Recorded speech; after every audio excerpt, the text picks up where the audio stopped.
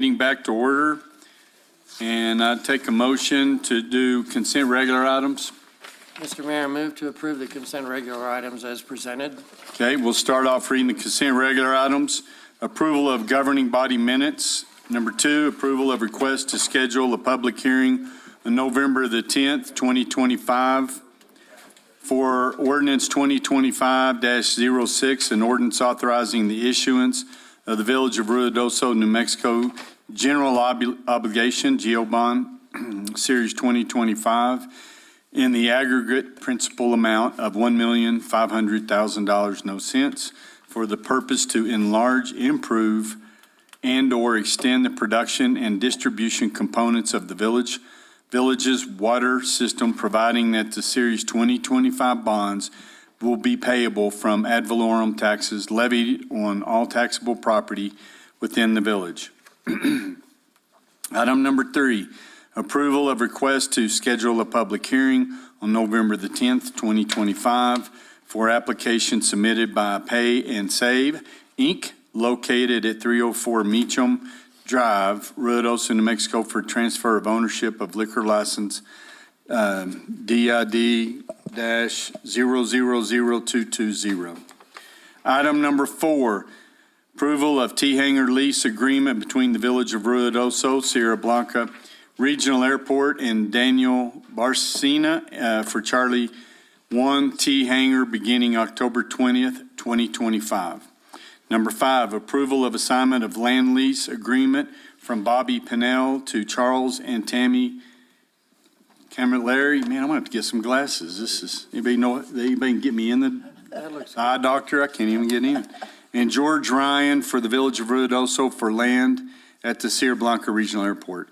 Item number 6, approval of change order number 4 with DNR Tank for water storage rehabilitation rebid ITB number 2024-001B, reducing contract amount for $1,019,290.88, including New Mexico GRT, and requesting an extension of 117 days to November the 3rd, 2025. Item number 7 is approval to request to schedule a public hearing on November the 10th, 2025 for proposed ordinance 2025-07, an ordinance for automated speed enforcement within the Village of Ruidoso. Yay, Chief. Mayor, I second Councilor Jackson's motion. Okay. Well, that was quick. I didn't even hear you say it. He said it before you. Oh, anticipation. Any discussion? And the just so everybody knows, the 1.5 and the bonds doesn't raise your taxes. This is a continuation of what we've been doing for 12 years? 2014, almost 12. Roll call, please, ma'am. Councilor Jackson? Aye. Councilor Corey? Aye. Councilor Hooker? Aye. Councilor Salas? Aye. Councilor Letterman? Aye. Councilor Eby? Aye. Okay, we'll move on to public input. It's limited to the first hour of the meeting. We ask you to keep it to, 5 minutes, and he'll give you a warning. 2-minute warning. And so we'll go ahead and get started. And this is a public comment. It's for you to come speak to us. It's not a dialogue back and forth, but believe me, everything that you talk about gets addressed. So here we have a usual suspect coming back to the microphone to enlighten us all, Mr. Bill Hall. Attaboy, Bill. Was it true you were a road monitor for the police department during the parade? Yes, I got volunteered into that. Okay. Well, you did a good job from what I heard. I got a pocket full of candy as a Oh, did you? prize. So, Oh, good. you know, there were people throwing candy to old folks. So, Good. so yeah. Well, as always, I always use my 5 minutes, hopefully wisely. Wanted to talk about a couple of things today. One kind of came up in another meeting I was involved in. It's section 3862 in the village ordinances. It's about property nuisances. Section A defines prohibited conditions and the owner's responsibility for all of that. But what I wanted to point to was under that subsection, item 9 is graffiti on the exterior of any building, fence or other structure. We've had graffiti in Midtown in one building for at least 4 or 5 months. We have a mechanism to have that gone. Think of all the people who came here this summer seeing graffiti. Now, I don't know how many of you have traveled other places, but generally when you see graffiti, whether it's kids playing or it's gang tagging, that generally presents a negative image of that part of town. I don't think we want Midtown to be a negative, projection. That's just not a good image for the village. We have a means to address it. It's a code enforcement issue. It should be code enforced. And like I said, given with all the international visitors we'll have starting next year, most international people's perceptions of the U.S. when they see graffiti is gangs and not a good place to be. So let's take care of that. That's one item for today. The other item, I know I've talked to Michael and Ron about Windstream street cuts up on in Ponderosa Heights on Juniper and Spruce and also up in Hemlock. Well, there's weeds growing in those cuts now. They need to be filled and paved. I mean, that's been open for like 3 or 4 months. That's just not acceptable. And the pavement's deteriorating. And at the corner of Juniper and Spruce, if you drive off to the right, you potentially could roll over into that person's yard. So that needs to be addressed. The other item, of course, I'll make my monthly pitch about disc golf and looking at alternatives and trying to find that championship course. I know Ron and I know Matt and T-Bone are doing excellent jobs doing that. But again, if we can look at things like we've got a golf course out here, can it be a co-use for a special event? I think you can make that work out. I mean, the opportunity to be able to have the crowds in the World Championship, if you can't find a separate place to do it, start looking at dual uses for property that the village controls or the school department controls. I think that'd be, as I said, another positive thing to bring to the community. So that's my speech on that. The other thing, 2 minutes, I'm getting there. I only got one more thing I wanted to cover. Let you know when it's 1 minute. Well, I do, before I run out, I will, remind people that the Patriots are in first place in the AFC East, just in case you root for any other non-championship teams. But the other thing I think we want to start looking at as a village, there is a court case dealing with, I know the village doesn't enforce covenants on deeds or homeowner association things. There is a case coming to the state Supreme Court that's going to deal with that issue. But I think one of the things proactively that may come out of this case is that you may require the applicant to certify that they're not in violation of HOAs or covenant deed restrictions. You can do that with a checkbox on any permit application. Like I said, this was a case that it's been ongoing for about 2 or 3 years. I had somebody that I never even talked to about the case tell me, oh, this is coming up. So I think something will come out of that. We'll have to be more proactive about, if you're not going to enforce those things, you can make it easier for people, whether they be homeowners or individuals, to go after those people civilly and get yourself out of that loop. But it's, so that's something to think about, but keep an eye on that case. And the other thing, like I said about the graffiti, we've got the changes coming with the short-term rentals. You will have belligerent, non-compliant people with the new software. You need to be able to enforce that. Same thing with graffiti. Enforcement is the key.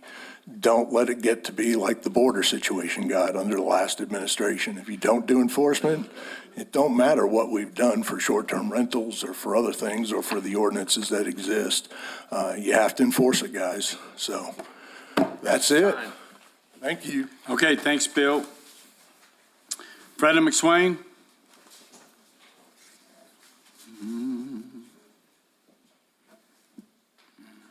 Good afternoon, Mayor and Council. Hello. It's been such a long time since I've been here that there's so many new faces that it's wonderful. What a great council. You got all these great people that I've known for a long time. I am not really here to say anything except supportive things, I think, about what's happening. I do represent Christine Manier, and I think she has some things that are going to be coming before you, but we just look forward to she and I being able to work with you in the future on a lease regarding the hangar that she has out at the airport. I did want to say, I know that you hear at your meetings the appreciation that other people have. While I don't live in the village, I do have a business here, and I will tell you that I've had nothing but comments from everyone that I hear about the tremendous amount of work that has been done by the village employees to keep our roads open and to keep things safe for people coming here. We have people traveling all the time to our office and otherwise, and I've had nothing but just respectful people that we've had to deal with, and we just appreciate so much what your employees are doing to keep our town open and allowing people to come here. That's all I have. All right, thank you very much.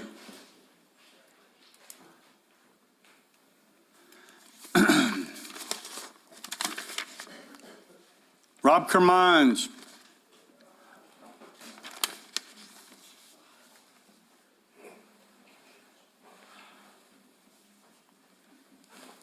Good afternoon. Good afternoon, sir. Thank you, Mr. Mayor Crawford and the Village Council for this opportunity to speak with you. If it's okay, I'll just read what I've written. Yeah, absolutely. And I'm representing 5 or 6 people that were listed when I made this request to speak. So historically, the village has extended the terms of ground leases where individuals have constructed hangars at their own expenses. This allowed individuals to significantly improve their leasehold properties, knowing that the village consistently either renewed or extended a new lease upon sale of a hangar. As recently as 2-3 years ago, the village entered into a new 30-year lease upon the sale of Mr. Hubbard's hangar. While Mr. Hubbard was able to recoup some of his investment, our hangars will be worth $0 at the end of our lease term. I do not believe that anyone here would think that's fair. We feel that we've been blindsided by the village. We hear that the village has no intention of taking over our hangars. We hear that the village intends to expand the airport operations and needs our hangars. One person was told that his hangar will be rented to him if he qualifies, presumably to pay the rent.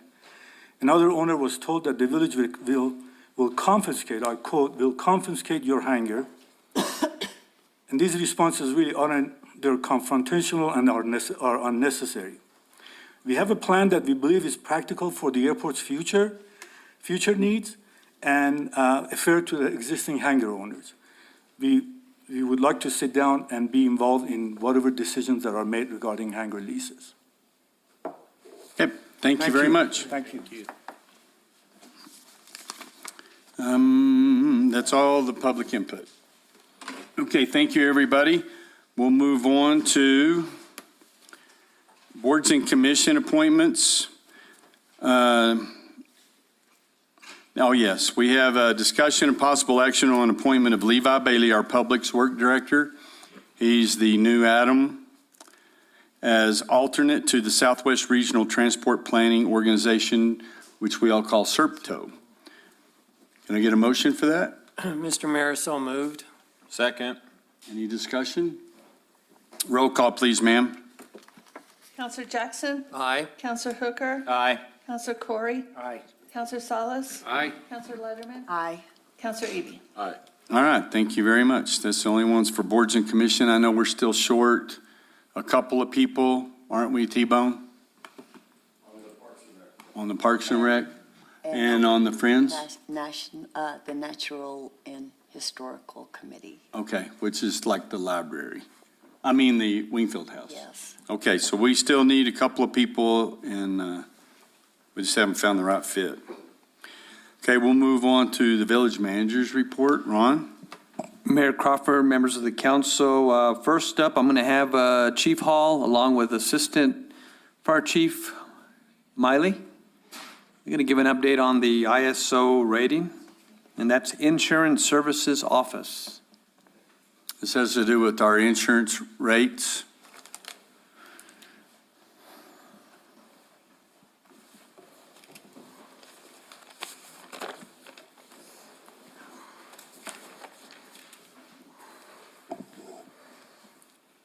Mayor, council. Aye. Chief. So we have some not real great news. After our retrogression, it is up this month and we passed everything that they asked us to do. We put that plan forward with some additions to it, but we still fell short a few points and we're going to go down to an ISO 3 instead of the ISO 2. Okay, and their recommendations for moving back to a 2? To go back to a 2, we're expected to add personnel and aerial apparatus, 15 personnel, at least 9 to 15. 9 to 15, Yes, sir. okay.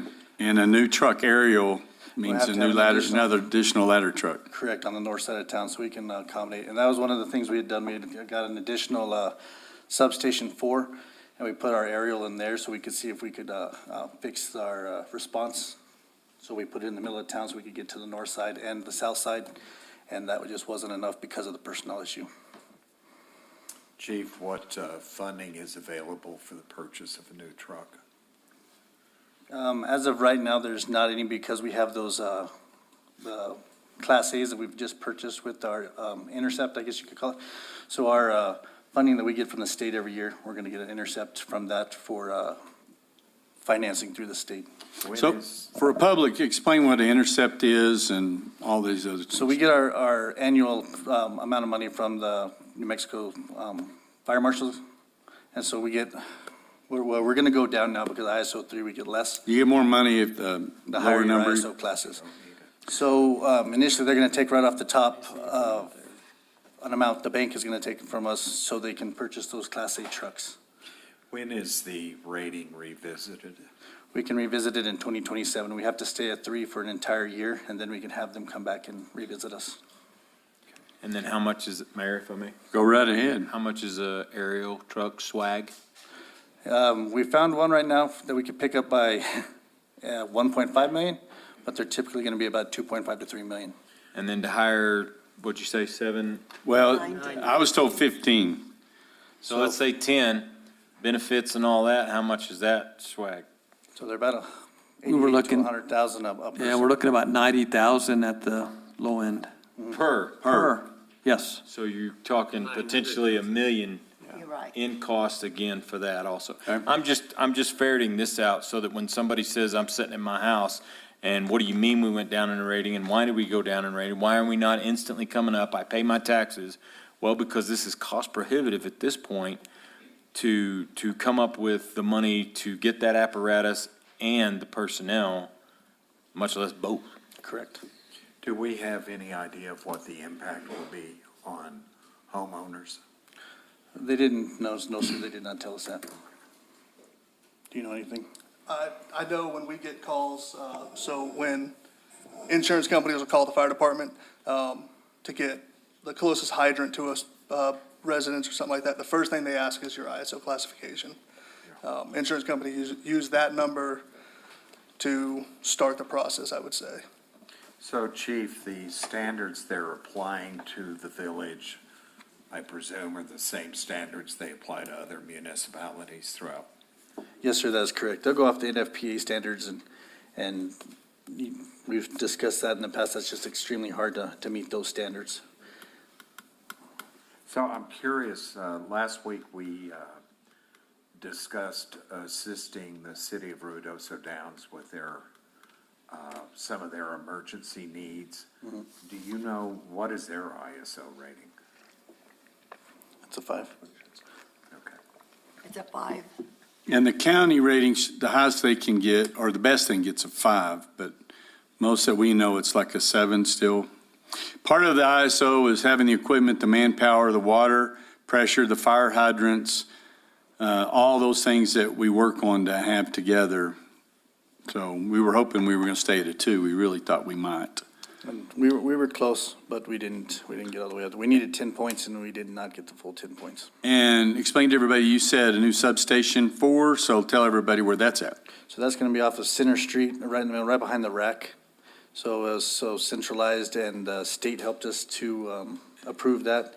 So we thought that, and it did give us additional points. It just didn't give us enough.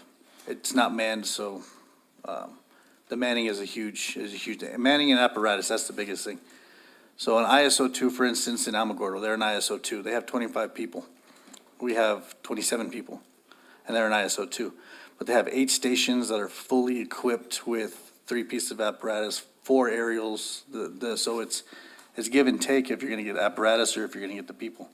And they won't go up to an ISO 1 without, what did he tell us, 60 additional people to get into a 60. 1.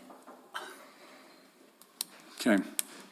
All right, well, thanks for everything you're doing. I know you guys worked hard on that, and working in conjunction with the water department, testing all the fire hydrants and all the things to make sure that they do work. So we appreciate that. Okay, so that's why the ISO rating went to a 2. Thank you very much.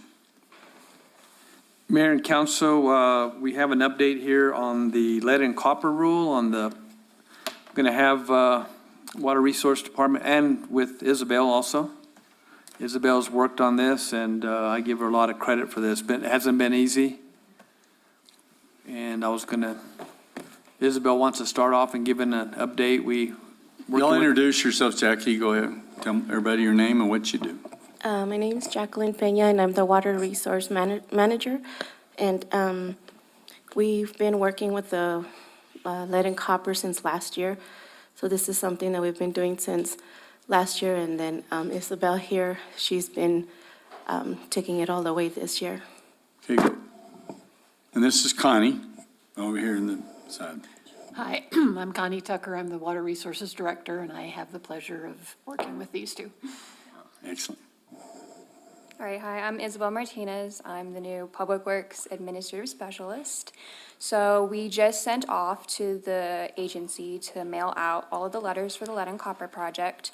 We have about 5,259 letters that we sent out in total. About 5,134 of those letters are going to be unknown letters, and about 125 of those are going to be for galvanized lines. So one group will receive letters for the unknown pipe saying, hey, we don't know what type of pipes are leading up to your meter box, and we don't know what type of pipes are inside of your house.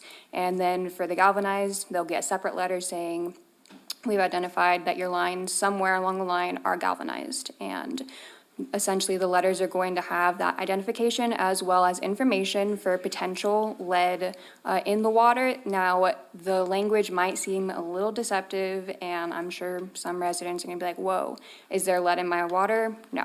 We're not saying anything because we don't have actual testing for each individual household. Essentially, the wording that we use in the letters is mandated by the EPA. It's language that we have to have in every letter. Same goes for all the municipalities across the country. But we also have in there at the end any type of grants, individual grants that a homeowner can go and get themselves for any type of lead service line replacement.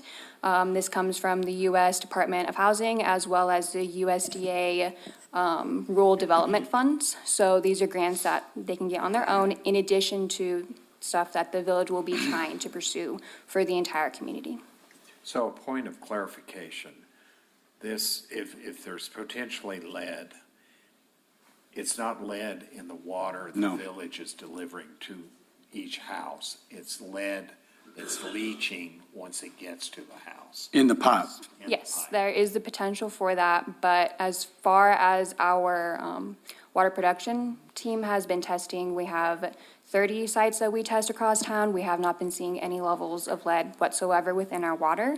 And this is all information that I've given to our PIO as well as people that answer the phones here. We give them an information packet that has a lot of information, what the letters include, you know, who's going to be receiving letters versus the people that don't receive letters. That simply, we don't have anything that we've identified as a problem, but we do encourage people to go onto the inventory that we have posted on the village website and say, hey, look up your address, see what we have. If we don't have something that's correct, let us know. That way we can make sure we have the most up-to-date information for everybody. And the other point of clarification, this is not mandated by the village, it's mandated by the federal government.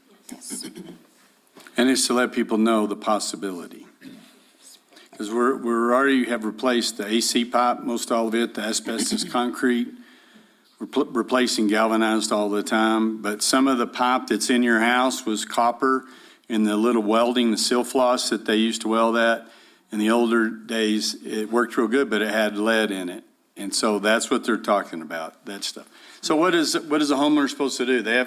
We're letting them know that they need to test the water in their house to see if it's leaching inside their house. We've tested it in the waterways, but not in their home. So we're asking them, letting them know they should probably test in their house? Yes, Mayor and Council, the first step we want the homeowners to do is there is a survey that's being released by our. How old's your home and- Yes, as well as it's included in the letters, so please let us know, how old is your home? Have you ever gotten your pipes replaced? If you have, let us know that details. Are you able to see any of your pipes underneath your house? Please send us a picture. That way we can take that first step, and if a homeowner wants to get their water tested individually, we do have an entire list of laboratories that are approved by NMED for water testing in New Mexico, and they can send that off. It's not something that we can do as a village, simply because we don't have the money or resources to test for everybody in town, but we do have that list that we can provide homeowners if that is an option that they wish to pursue. Okay, go ahead, Jackie.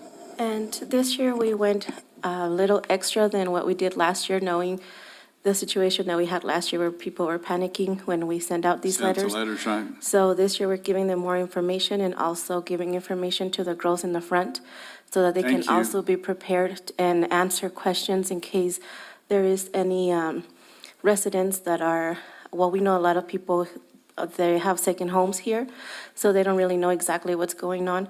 And at least the girls up front can know how to answer these questions and what's going on. And in the letters, Isabel also took the time to do that survey so that we can let them know and be more specific as to, letting them know that we haven't had any lead in our pipes, or water, but what they can do just to give them a peace of mind if that's what they want to do. And then if they do need to replace it, you said you're giving them information on grants? Yes. Yes, there's financing options that they can seek individually, as well as some of the grants that we're going to be pursuing as a village do have the option for us to take on, some of the burden with the financing of it, because we understand that there's a lot of people that aren't going to be able to finance that themselves, because it's an extensive project, it costs a lot, it takes a long time to be able to do, so there's a lot of different options. It really depends on when we go up for a specific grant and when we apply for it. Our options are going to be looking different per year. But as soon as we get that information and know when we're applying, where we're applying, we're going to be able to bring that information to you guys as well as the community. That way we have the utmost transparency there. And, yeah. Do we know when they took lead out of the pipes, the seal floss and all that? 1986, thank you. And so if your house was built after 1986, Yes, you should be good.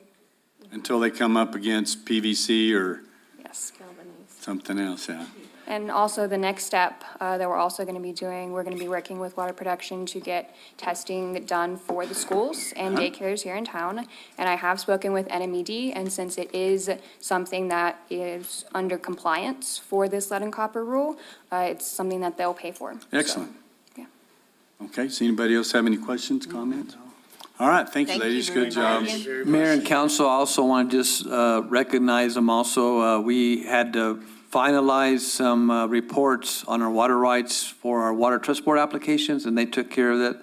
Jackie and the staff handled it on Friday, got it to them, and all our applications have been submitted, ready for final And I hear review. that we're looking really good on getting most every one of them. We're going to keep our fingers crossed, and we'll continue on, but thank you all. Appreciate that. funded. Thank you very much. It helps when you got a really good team putting all this stuff together. Thank you. Oh, yes. And how many applications did we put in the Water Trust Board? 11. 11. I 11 know I had applicants. other mayors call and said that's Well, against the rules. You can't do that. Andy. exactly. And we did it anyway, so. So a couple other things too, just want to recognize Cheryl and all the village staff that helped with the float for the Aspen Fest Parade. That was amazing, it was great, and I kid Cheryl when they were throwing us footballs or something there, or the stress balls, I was throwing them back, so. But they always do a great job and get a lot of participation on that, so I do really appreciate that, so.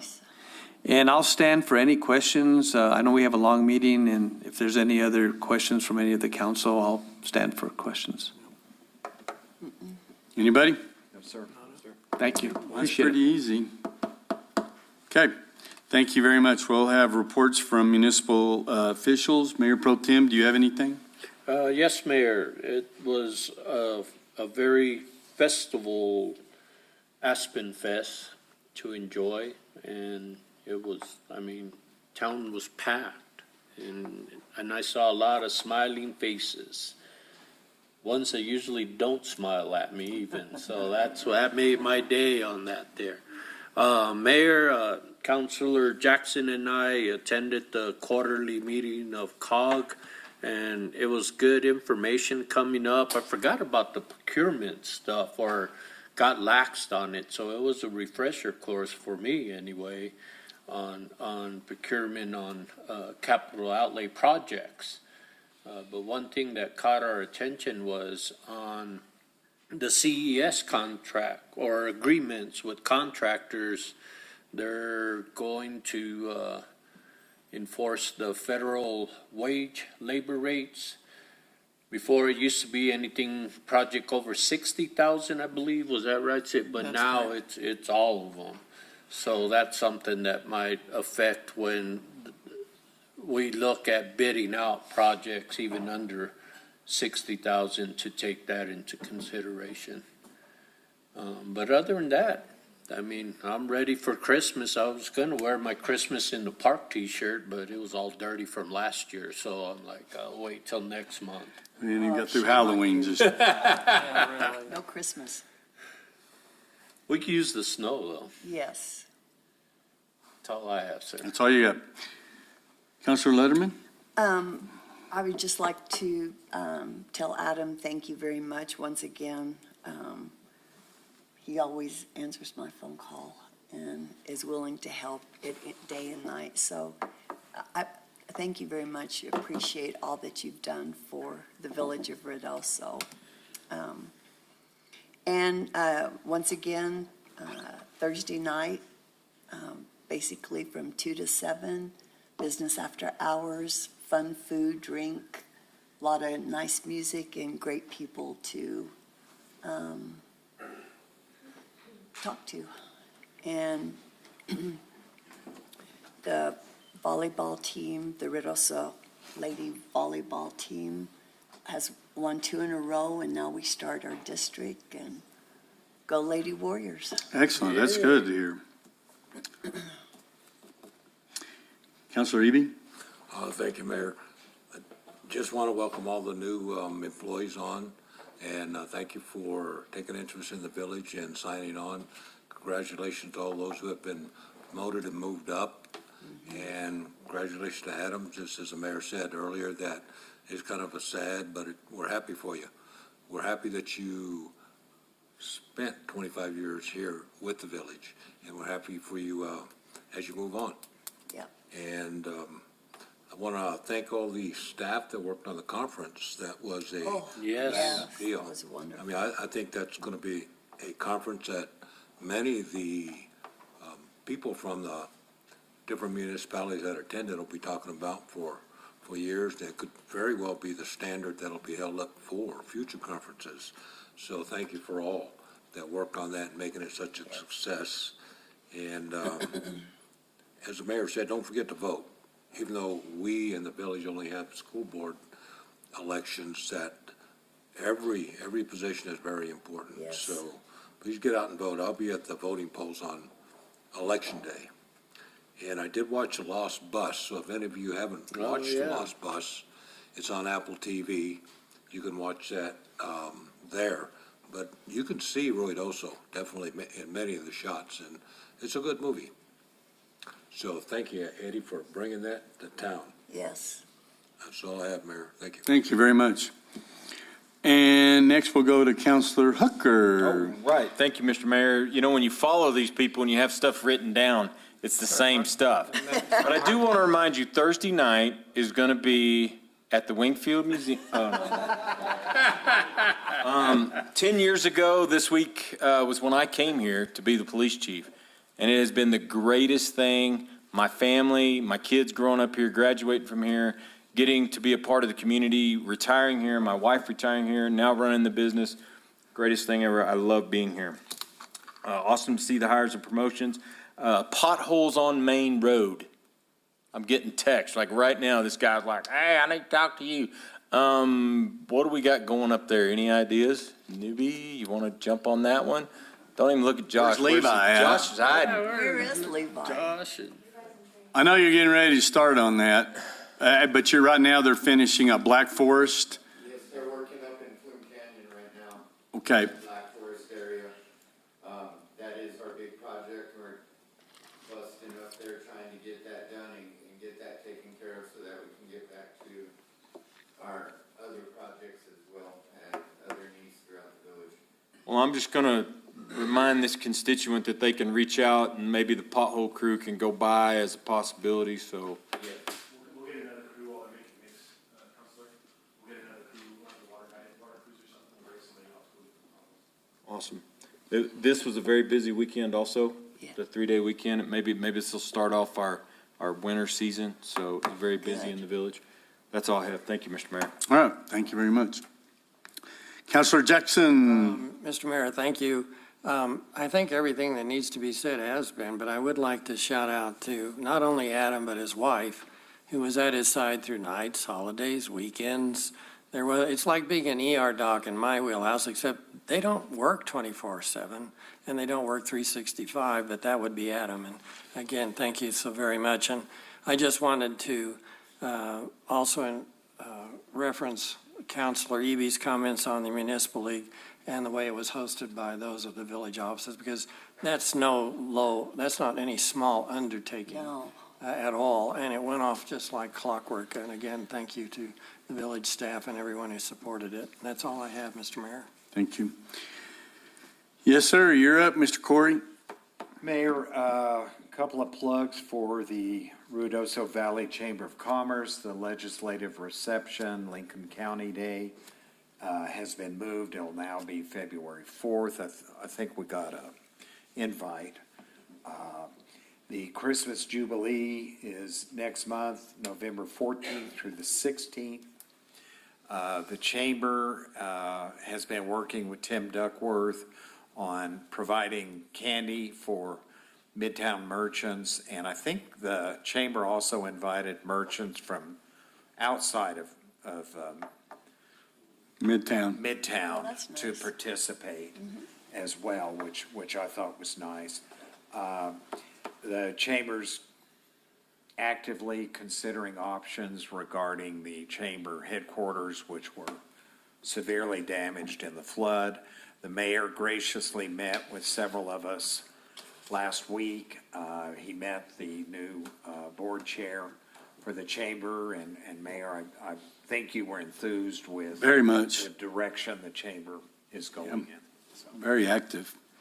thank you. You bet, thank you. And on the candy, Tim, didn't you have somebody that was helping raise money to buy candy for the merchant? Someone separate, Meg Machen, and I reached out to her, and whenever she gets, the Chamber and I, we're all gonna get together the Friday before, and we're gonna go through and personally pass out the candy, so that way they can do inventory, so we're just collecting everything we can. And what day's that? It's on a Wednesday, isn't it? We're gonna pass it out the Friday before. Okay. It's gonna be on the 29th. 29th. 29th, the Wednesday. Okay. And that's a big deal. We had a business down there for 15 years, and when it started, when we were down there, and we'd spend $400, $500, $600 on candy and still have to go back and get more. And then we went to Dum Dums, which is an embarrassment.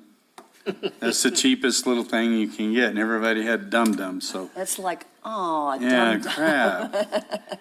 So anyway, okay, thank you, guys, appreciate you. We'll go on to public hearings. Public hearing number 1, public hearing for consideration of a restaurant, beer and wine liquor license with Martin and Christie Espinosa LLC for DBA The Crow at Marty's Golf House located at 1129 Meacham Drive, Suite C, Ruidoso, New Mexico. Do we have anything, Madam Clerk? We received this application at the end of August. We published it twice, once in the Albuquerque Journal and once in the Ruidoso News, and we have not received any correspondence, opposition, or approval. Okay, excellent. Okay, at this time, we'll open it up to the public. If anybody wants to speak for or against, we'll just ask that you stand up and share your voice with us now. And you don't have to say anything if you're for it. Okay? Is there anybody online? No, sir. Nobody? Okay. And so at this time, I'll close the public input, and I would ask for any comment from the council. If not, we'll take a motion. Mayor, I move approval of the Restaurant A beer and wine liquor license with Martin and Christie Espinosa LLC, doing business as The Crow at Marty's Golf House, located at 1129 Meacham Drive, Suite C, Ruidoso, New Mexico. Second. Any other comments? Roll call, please, ma'am. Counselor Corey? Aye. Counselor Letterman? Aye. Counselor Jackson? Aye. Counselor Hooker? Aye. Counselor Salas? Aye. Counselor Eby? Aye. All right, congratulations. Martin, you want to give a little advertisement, as my friends from England say, on what you're doing over there? Yeah, it's actually a golf simulator, indoor golf simulators. Oh. Restaurants, pizzas and sandwiches and merchandise. And then I'll be doing some lessons and stuff, so it's indoor golf, basically. And you can bring your clubs or rehab clubs, and just some place to be. Sounds like a lot of fun. Yeah, it does. And what are your hours, just so we know? It will be 11 to 8, except for Friday, Saturday, we'll go 11 to 9, depending, but 11 to 8. Okay. All right, well, congratulations. What's that? And when are y'all planning on or looking at opening? Probably in November, working on the kitchen, so I'm thinking first to the middle of November. Perfect. Well, good luck. Yes. It's right next to Subway down here. Yes, yes. Yeah. Zozo Coffee, Zoka Coffee, and, Yeah. yeah, right over there. We've Great. seen work going on. Thank you. Well, congratulations. We look forward to it. Thanks for jumping into business here. Item number 2, public hearing for consideration of a Restaurant B beer, wine, spirits, liquor license on the premises, consumption only, with patio service and consideration of a waiver within 300 feet, requirement of a church or school, for Tinsley Hospitality Group LLC, DBA K-Bob's Restaurant, located at US Highway 70, Ruidoso, New Mexico. Do we need to add anything to that, Madam Clerk? Mayor and council, the clerk's office received this application the first part of September from the Tinsley. Edward. Yes. For transfer of liquor license, if you will, for the K-Bob Steakhouse. And in the application, it is indicated that there could possibly have been, a church or school within 300 feet of the establishment. What the state requires is that when the governing body is considering approval or not approval of the license, they also consider a waiver of the 300-foot within a church or school requirement. And the clerk's office has not received any opposition for this application. Okay, excellent. And this public portion of this, if there's anybody that wants to speak for or against that, please raise your hand. Is there anybody online? You want to speak for? Come on down. This is Mr. K-Bob here himself. Come on down to the microphone. See, you don't get away with it that easy. I'm sorry. And just to let people know, Ed Tinsley passed away, and thank you, guys. See you later. And oh, do we have Edward on? There's Edward. Hey, Edward. Hey, yeah, I'm joining. Yes. So you guys want to say something in support of? Yeah, absolutely. Preston, go for it. He's our resident manager in the restaurant and can speak. I wasn't really planning on speaking, so I didn't have anything prepared. I just wanted to be here in support of the paperwork change and everything, and for Mr. Tinsley, and just for everything we could try and do for the community. Well, thank you. You guys have Yeah, been thank you. great for the community and all the catered events and all the things you did a big deal for a fundraiser just the other night that I heard people had a great time at. So you guys have done a wonderful job. And Edward's father, Ed, passed away, and then his mother, Meredith, passed away. So that's why we're having to do the liquor license. So it's good to see you, Edward. Thank you, Preston. Thank you. Does anybody else have did you want to say anything else, Edward? No, I just appreciate you guys considering this. As you mentioned, with my mom passing away, it's we're asking for the liquor license to be transferred into my sister and myself's name, and we're a lot of gratitude to carry on the efforts and continue to serve Ruidoso, Lincoln County. Thank you. Is anybody online? That's it? Okay, well, we'll close the public comment portion, and I'd ask for a motion. Mr. Mayor, I move to approve a Restaurant B beer, wine, and spirits liquor license with on-premises consumption only with patio service, and approval of a waiver of the within 300 feet requirement of a church or school for Tinsley Hospitality Group LLC, doing business as K-Bob Steakhouse, located at U.S. Highway 70, Ruidoso, New Mexico. Second. Okay, discussion? Roll call, please, ma'am. Counselor Jackson, Aye. Counselor Hooker, Aye. Counselor Corey, Aye. Counselor Salas, Aye. Counselor Letterman, Aye. Counselor Eby. Aye. All right, congratulations, Preston. Yes, Thank you. thank you very Keep much. up the good work. Sorry it took so long. I know No worries. going to No, the state thank and you. everything, it took a long time. Thank you. Okay, well, don't be a stranger. Item number 3, public hearing for ordinance 2025-04, an ordinance amending the Village of Ruidoso Municipal Code of Ordinances, Section 54-149, Architectural Design Standards. And somebody got a new hairdo. Or a hair, don't even talk about it. No, I'm happy to talk about it. I've forgotten how short the number one guard is on this, but I also remember that, at least in my opinion, my head's not that strangely shaped, so Well, it's all right. I would recommend a hat in the summer. Yeah, summer definitely, I won't. Okay, go go this ahead, short. Alex. Sure, Give us so- your name and title, please. All right, Alex Koenig, Community Development Director. And so this is an ordinance which the intention is to amend a section of Chapter 54 to remove some ambiguity as well as some, I would put, unwanted discretion granted to the Community Development Department in regard to the use of metal as a building material. So there was a subcommittee of the Planning Commission that met internally over a number of months this year to discuss some options of what they might want to do with this. And then we had 2 meetings with both the Chamber and the Midtown folks to get their input and guidance as to what we were proposing, and then a second meeting with the realtors and the home builders for the same sort of thing. There was a public hearing held in front of the Planning Commission, with the Planning Commission, where they did discuss and make some modifications that came forward in the ordinance for consideration. They do recommend approval of the ordinance in its current form. The minutes and the ordinance were included in the packet for the council's review and consideration. Would say here, when it comes down to when I mentioned removing some ambiguity and providing some structure toward what we're looking to do. So this ordinance would change the section that says that the, one moment here.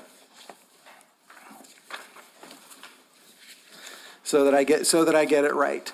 That the planning administrator may approve metal siding on structures in all districts upon finding that such siding is characteristic of building types within the area. We came to the conclusion that we felt that was much too broad and wanted to provide something that was more consistent and gave a structure toward the use of metal as an exterior building material. So we're proposing that it would allow for specific standards that are included in the code, and to go over those would, again, allow for, it relocates the section about manufactured homes as long as they're appropriate for the district as permitted by the code. Secondly, would have a standard for the metal siding that would be a 26 gauge or heavier And so in this case, heavier means a lower number and not a higher number. With that, the material that is metal must be either enameled in a solid color or printed to resemble wood, stone, rock, stucco. Wood or stone. So that would be up to 70% of the material on any exterior wall, and then the remaining 30% would be a combination of other materials such as rock, stucco, wood, cementous siding, also known as hardy plank, vinyl, or brick. So the way that the code was structured to be written and enforced would be this applies to every exterior wall. There would be no exceptions that would be granted for something that has a privacy fence or that backs up to undeveloped property or backs up to a hillside, just for ease of administration for the commission and for staff with that. And as well as that applies to each exterior wall must meet that ratio separately. So you can't pile onto one particular wall or a couple of walls and then ignore something that might be the rear. So that applies to each frontage. Alex, I'm curious, there's a very attractive building, almost complete on Gavilan Canyon, and I don't know if that's in the village or not. Well, he's standing right there. You wait and jump up. It's in the village. But would that fit in this? That has been designed to fit within these standards. Congratulations. Yeah, It's it's nice. very, It's very sharp, Billy. nice. And for other people's edification, like the box car, I'm not sure what they're calling it. No, The like- box cars, the Connexes, they put metal, the siding material on there that resembles wood and other things that too. So that was done before we made these changes. They will not have so much of the siding on that property than what this requires. Okay. Yeah. But that was one of the, in my opinion, one of the impetus for having a change to this code so that we had standards put in place so we could give somebody something to start with instead of saying characteristic of the district. That leaves a lot of gray area. Is that one in Midtown, the one we were talking about? Yeah. Because you remember in the old days, they would just use sheet metal, and that's what the council was trying to get away from way back when. Anybody else have any questions? No. Comments? Okay, thank you, Alex.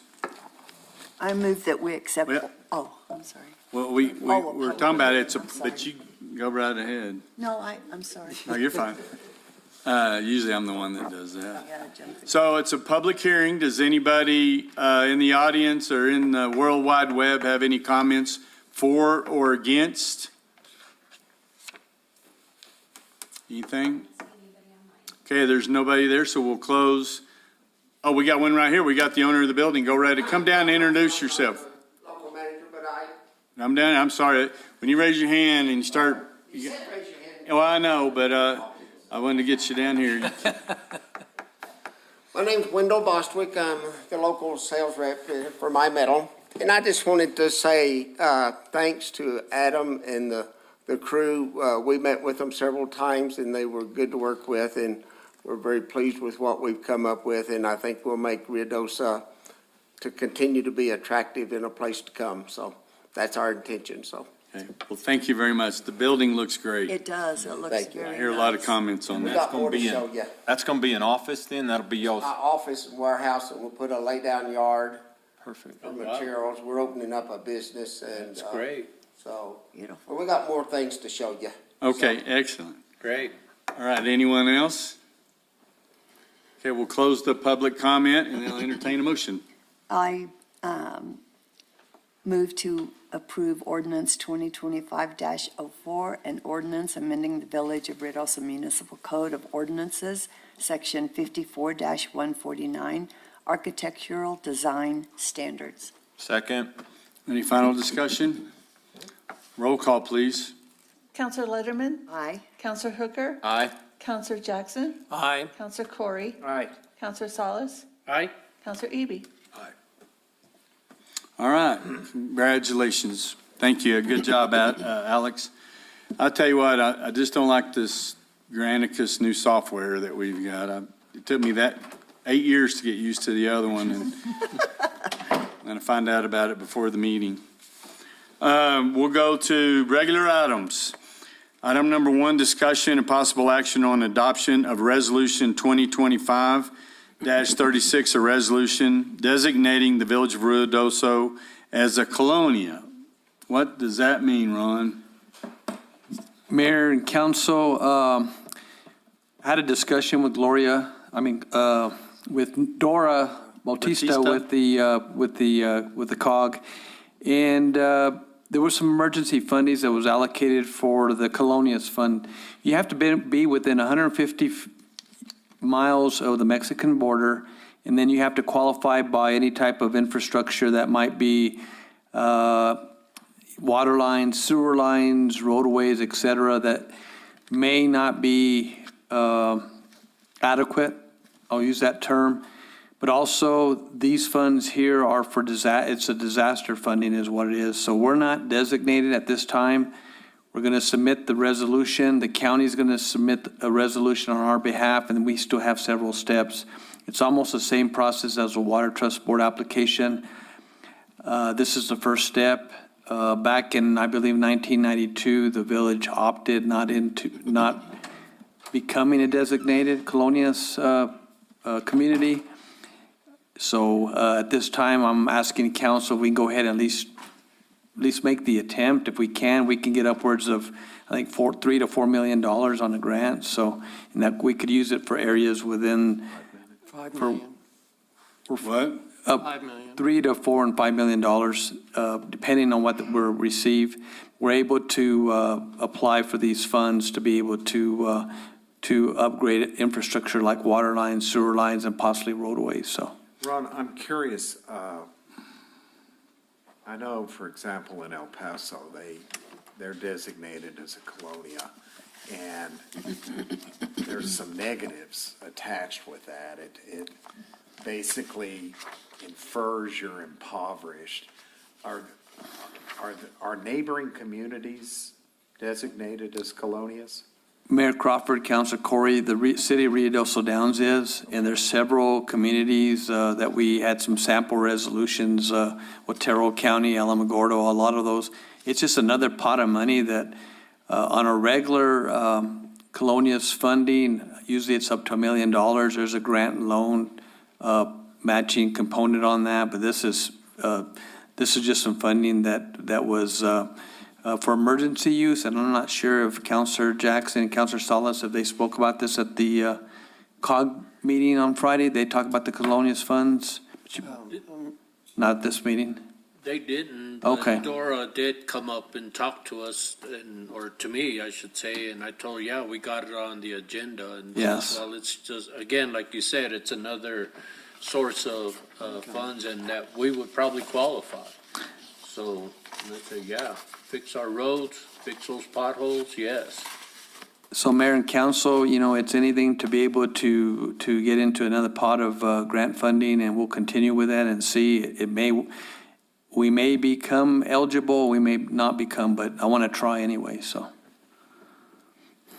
I never could find out, besides the appearance, why the council way back when said no. I don't know. What I had some mayor and council is just they didn't submit the resolution or any type of the documentation to do it at that time. The Downs did, but I believe that was the date in that year, when it happened. So. And Mr. Mayor, Manager, I believe that part of that was the perception rather than the reality of what it was about. And that was the first thing that we brought up is, well, we don't qualify for that. And they go, no, it isn't a demarcation of income or surrounding area or any of that.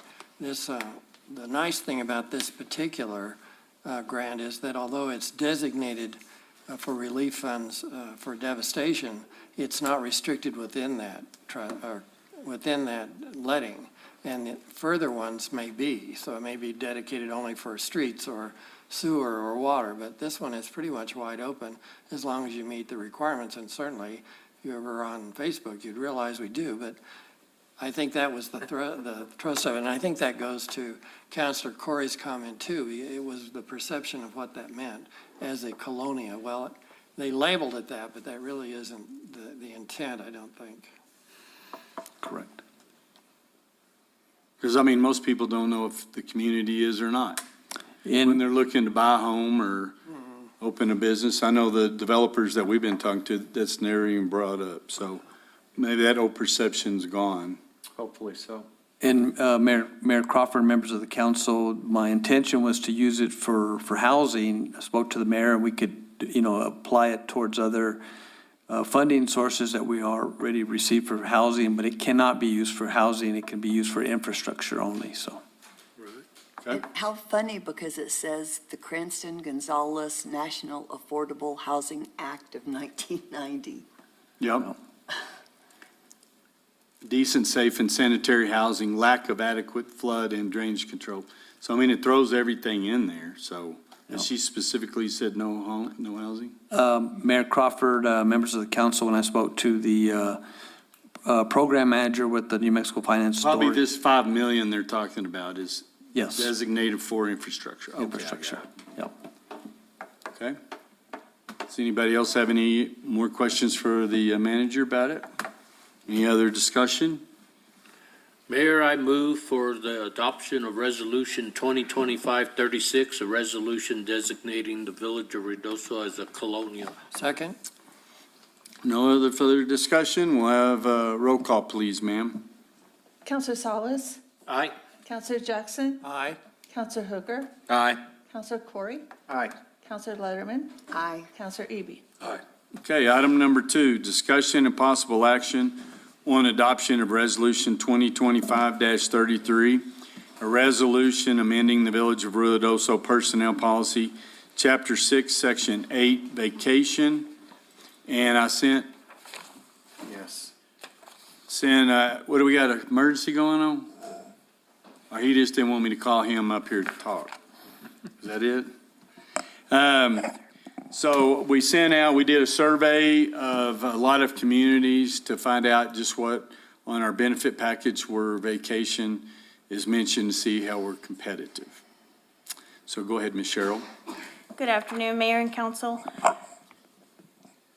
This resolution would discuss potentially changing the personnel policy, the vacation leave policy specifically.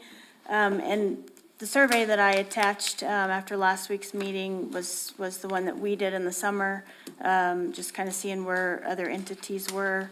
And I know you have another one coming. The request for me to submit that leave came into me on Thursday by email from the league, so I knew we wouldn't have all of that back. But I did include the entities. And what we're asking for is, as we currently, new employees get 40 hours of leave, vacation leave at 6 months of service and 40 hours at 12 months of service. And then at 24 months of service, they get 80 hours. We're asking to revert back to the prior policy, as you all know, so that they can start to accrue from date of hire. They then would accrue 4 hours of pay period for 104 hours for their first year. I know we had a lengthy discussion last week about it. I'll stand for any other questions if you have any. Mayor, I did ask Cheryl in the future if we can look further into requiring mandatory minimum vacation time. Yes. I think it's very important that we get our employees to take time off. I agree. But Cheryl, thank you for the survey information. It was. You're welcome. Yes, thank you. Does anybody else have any other questions? Well, I'm surprised. I was just wondering why we were back at it after we just changed it, so. Everybody understands what we're doing? Okay, we'll entertain a motion. Mr. Mayor, I move to approve adoption of Resolution 2025-33, a resolution amending the Village of Ruidoso's Personnel Policy, Chapter 6, Section 8, on vacation.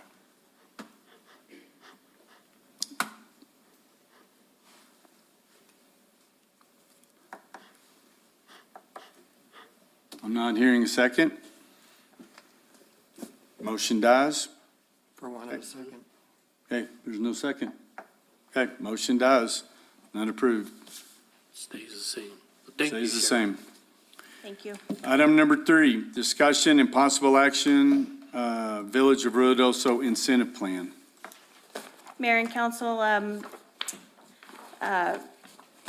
this incentive plan was a collaborative effort with the directors and managers. And we're looking at providing an incentive to those employees who are earning professional level certifications, most of them issued by the state, others issued by national associations, and really just to assist with our succession planning and continuity plans, and then for recruitment as well. Okay,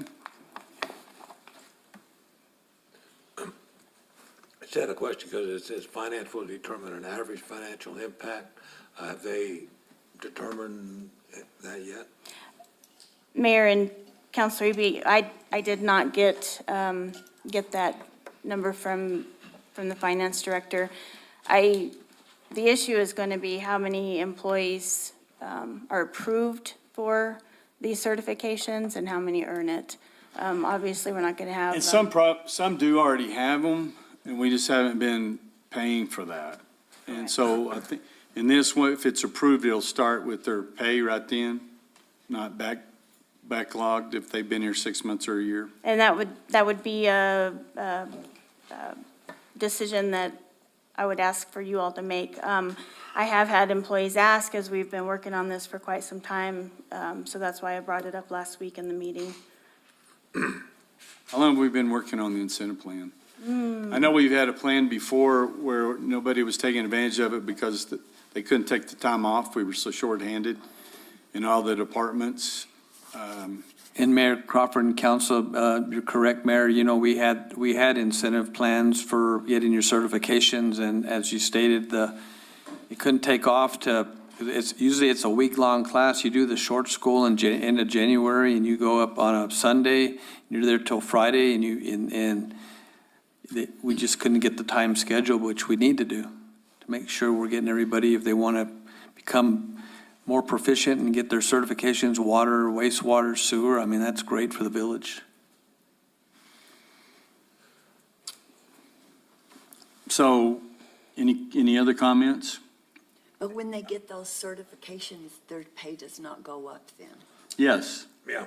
There's Right, hourly. okay. I mean, so- what I was asking about is this has been worked on for some time, and it never was more clear about having good quality employees that know their job than in the water department and whatever. When we had the fire, they were able to get up there, shut the valve in the water, Yeah. so we didn't lose pressure and get the system contaminated. We didn't ever lose our total water system, unlike some other folks have done, and the states had to come in and take that over, costing, I don't know how many millions extra. So it's good that we're always getting our employees training. We Yes. just need to be able to figure out how do we get them trained, and I know, get them the time to do it. And so what I was asking was, once this is passed, does it start with this pay period, or some of these folks we hired that had a degree or ended up getting additional stuff that we're not paying them any extra for, and they may have had it for the last Yeah. 90 days, 120 days, or longer? Do we just start it today on this pay period, next pay period, or do we go back? What do you want to do?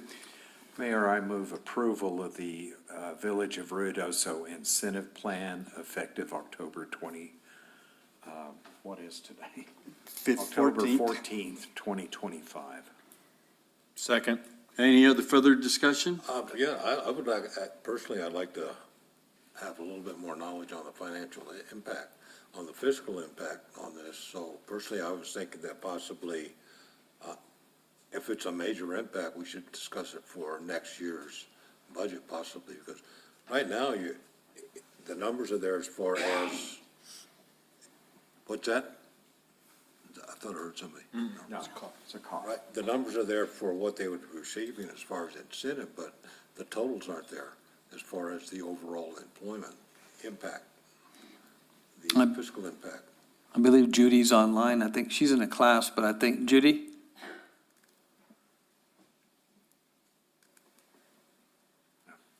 I don't think she's probably busy. Okay. Because I don't know how many employees this would affect. I know that the largest amount I saw was about 2,200 a year for the. I'm here. Oh, there you are. Judy, have you? Find the mute. Oh, have you had a chance, on the incentive plan?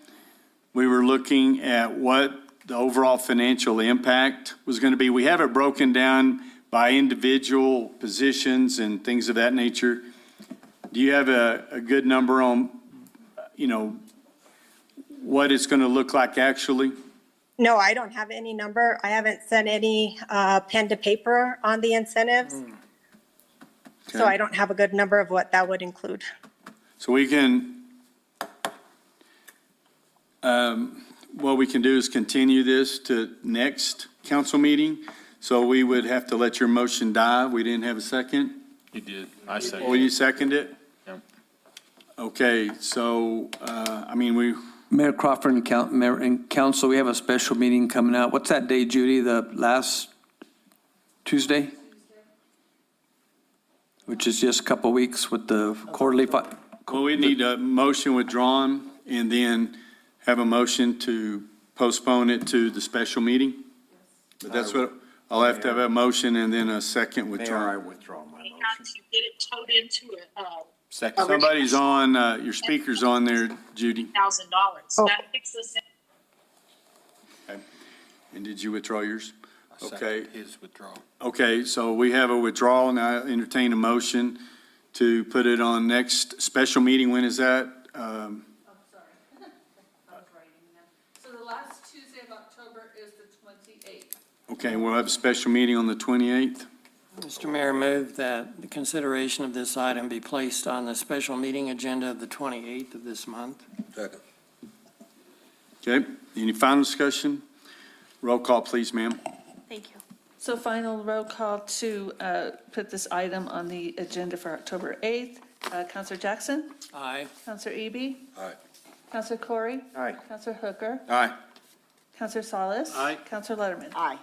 Okay, thank you very much. All right, we'll get together with Judy and get that nailed down. Item number 4, discussion and possible action on change order number 2 with J&H Inc., Services Inc., for ITB number 2025-003B for high loop water system improvements resulting in a decrease of the contract price by $2,820, no cents, for a total contract price of $5,583,137.10, and requesting an extension of 61 calendar days for a substantial completion date of December 29, 2025.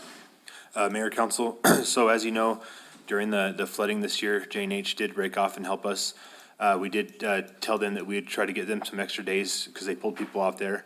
The decrease in contract price is actually from the rock excavation that they did. We're trying to keep up with it as we're going along. We don't want to take too much out of it because, they could encounter rock anytime. There is an increase, just to kind of deduct that off, of some services that were not identified for some empty lots, that we want to go ahead and put the services there. That way, after we pave the roads, we're not tearing it back up. Okay. Any other questions on High Loop? No, we appreciate them pulling off that job and Yeah. helping us in Upper Canyon on the sewer project that we had. Okay, need a motion? Mr. Mayor, I move to approve change order number 2 with J&H Services, Inc.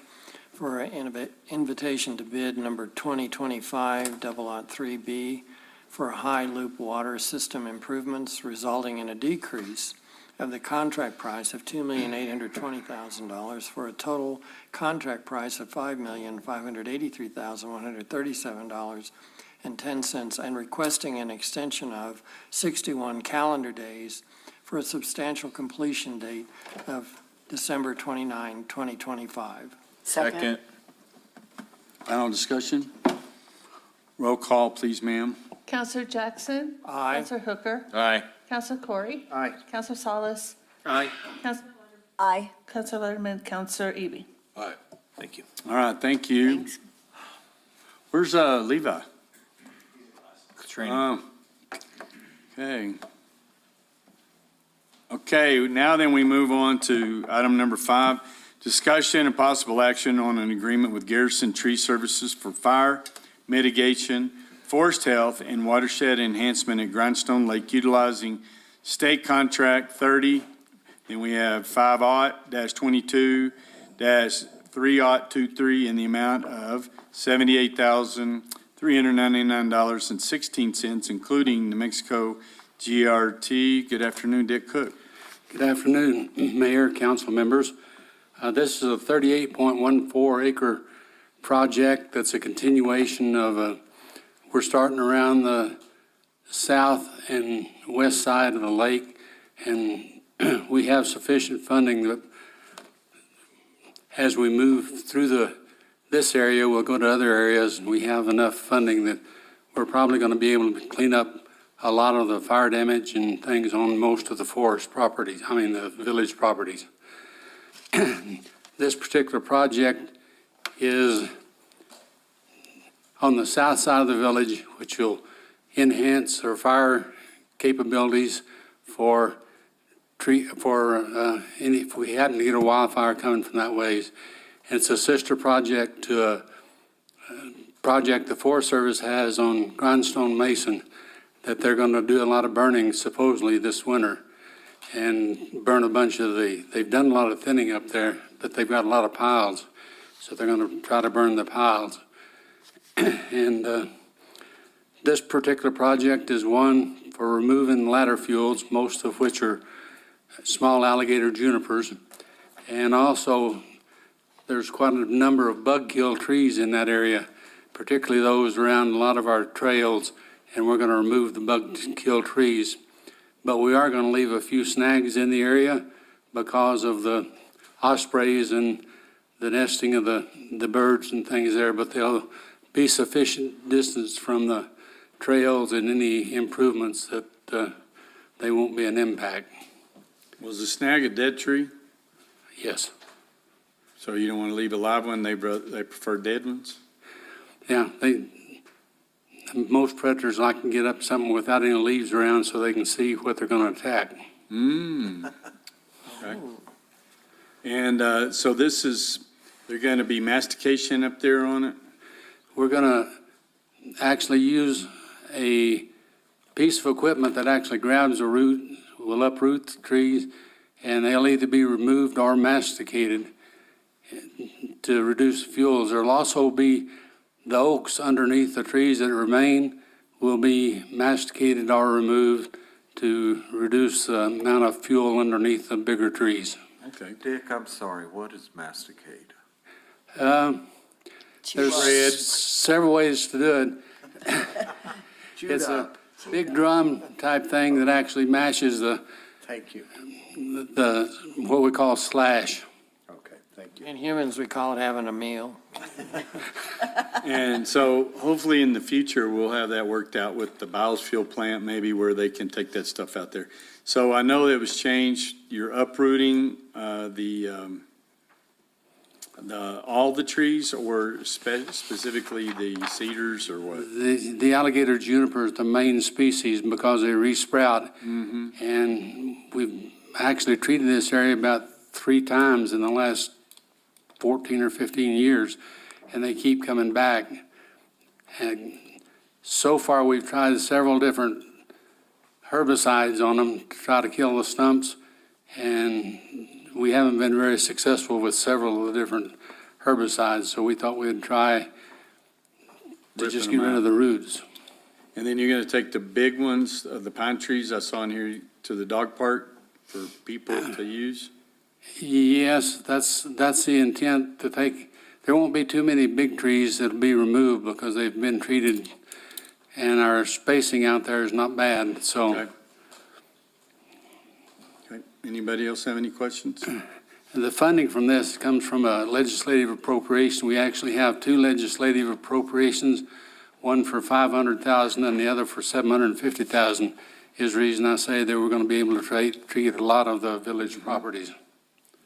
Excellent. Mayor, I move approval of the agreement with Garrison Tree Services for fire mitigation, forest health, and watershed enhancements at Grindstone Lake, utilizing state contract 30, 5-odd, 22, 3-odd, 23, in the amount of $78,399.16, including New Mexico gross receipts. Respectfully seconded. Roll call, please, ma'am. Counselor Corey? Aye. Counselor Jackson? Aye. Counselor Hooker? Aye. Counselor Salas? Aye. Counselor Letterman? Aye. Counselor Eby? Aye. Item number 6, discussion of, Thanks, Thank you, Dick. Dick. thanks, Dick. Thank you for your support. You bet. Item number 6, discussion and possible action on purchase of site furnishings for Two Rivers Park from Extra Play in the amount of $371,565.16, including New Mexico GRT, utilizing Allied State Contract 22-7425. Where's the money come from? So, Mayor and Council, this money is coming from a Trails Plus grant that we received this quarter, and so it's all 100% funded by that Trails Plus grant.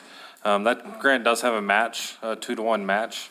However, money was allocated actually pre-fire from the lodger's tax for a new playground in that facility, in that park, and so that playground counts as the match towards this. So it covers our match portion of this grant.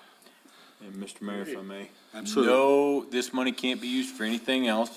Yes, sir, that is 100% correct. It can only be used for these items. The items, some of which you're putting in there can be moved or taken away, i.e. park benches, picnic tables, things like that, in the event of potential flooding or if we go into another season? Correct. We have a plan in place for next monsoon season to remove the things like the tables. So this covers 30 tables, or 30 8-foot tables, 15 6-foot tables, 10 6-foot benches, and then 2 pavilions. The tables and things like that that are freely moved will actually move out of the park during monsoon season to preserve them and then put them back in post-monsoon season. Thank you. Okay, any other questions? I move that we take action on the purchase of site furnishings for Two Rivers Park from Exerplay in the amount of $371,565.16, including New Mexico GRT, utilizing the Allied State Contract 22-7425. Second. Discussion? Roll call, please, ma'am. Counselor Letterman? Aye. Counselor Salas? Aye. Counselor Eby? Aye. Counselor Hooker? Aye. Counselor Jackson? Aye. Counselor Corey? Aye. Thank you. All right, thank you very much.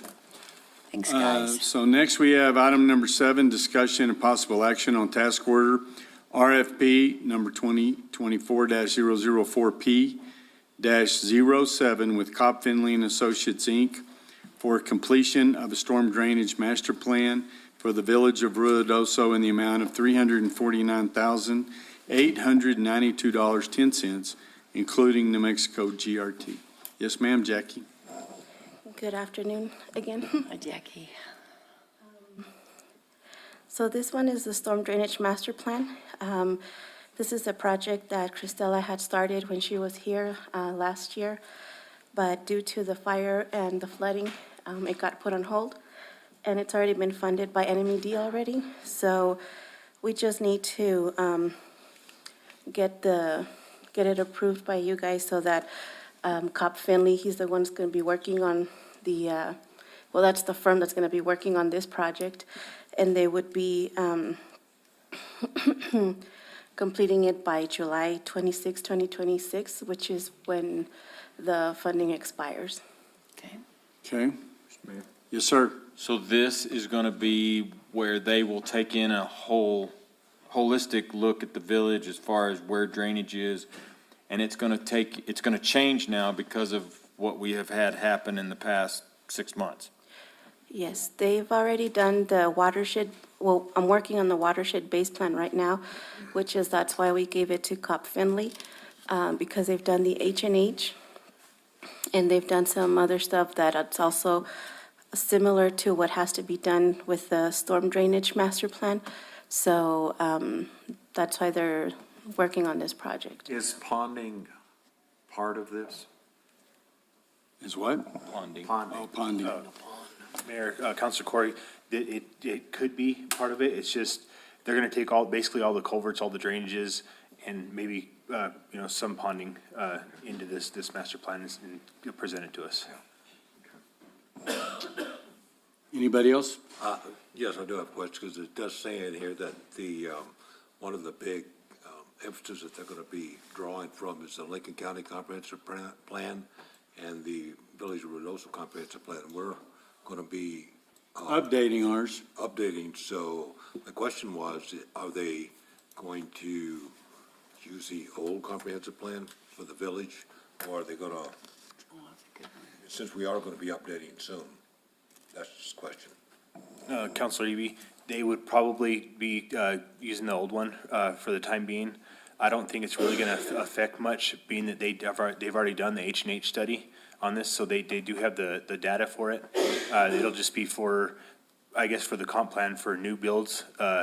It'll be for the, the newer driveway permits and stuff like that, but I think they will use the old one, yes. Okay. Anybody? And Mr. Mayor, just for clarification for me, so this would be in lockstep with FEMA guidance, correct? And their requirements? Is that not part of what this is? Councilor Jackson, not really. This is going to be more for it's kind of like our water master plan. It'd be the master plan just for the drainage itself. I'm sure they will use some of the J.E. Fuller data that was there, but the main thing is going to be the H&H study they did and everything going back into the rear Ruidoso and the main drainages from the outside. Thank you. So as far as like when we did the H&H hydrology and hydraulic study, that for like culvert upsize, this will be taken into account for this, like on a lot of the roadways, driveways, things of those that need to be upsized. And then we'll have to find funding, but it tells us where we need to be and what we've got to do. Who's funding what they're doing now? Where? We did. Well, what the deal is, FEMA said it was going to be 3 to 5 years before they could do H&H studies or floodplain or any of that stuff. So we were able to go through the COG, Council of Governments, Dor Batista mentioned earlier, which is in Mexico Economic Development Council, and get the funding to hire these guys initially. And then we turned it around and got it qualified for FEMA. I don't know if Dennis Dukes is listening, but I think he had a lot to do with that, maybe? No? It was NMED that ended up funding the. Oh, I thought it was NMED that paid for it. It wasn't FEMA. Okay, NMED ended up paying for it, and so that's. And that's the digging of the culverts. Yeah, and it had to do with all of the information that they gathered that was paid for by someone else. This will be paid for through the grant, the NMED two that was from, a couple of years ago when we started this, and then with all the flooding and everything, and Christella moved. And Mayor Crawford, members of the council, on that funding on the prior that we had at the special meeting, it's like 60-40 on the match. But we actually had an amendment to receive additional, so it's going to be less. And then this one here is through the New Mexico Environmental Department. And we already have the cash set aside. Yes. And this was also, might have been even when Eric Boyda was here, we were wanting to get this done. So that's how long it's been. It's been started a long time ago. Yep. Okay. Entertain a motion. That's all your questions. I move that we accept task order RFP number 2024-004Ps-07 with Cobb Finley and Associates, Inc. for completion of a storm drainage master plan for the village of Ruidoso in the amount of $349,892.10, including New Mexico GRT. Second. Thank you. All right, item number 8, discussion and possible action on task order RFP. Mayor, we need to vote. Oh, we didn't vote on that one already? No, I second. Second, that was quick. Motion and second. I thought Counselor Eby was the second. Roll call, please, ma'am. Counselor Letterman, aye. Counselor Eby, Aye. Counselor Salas, Aye. Counselor Hooker, Aye. Counselor Jackson, Aye. Counselor Corey. Aye. One extra.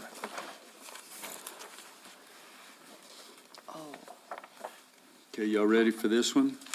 What is it? This one is the anaconda kind of thing that we've By been, the chamber.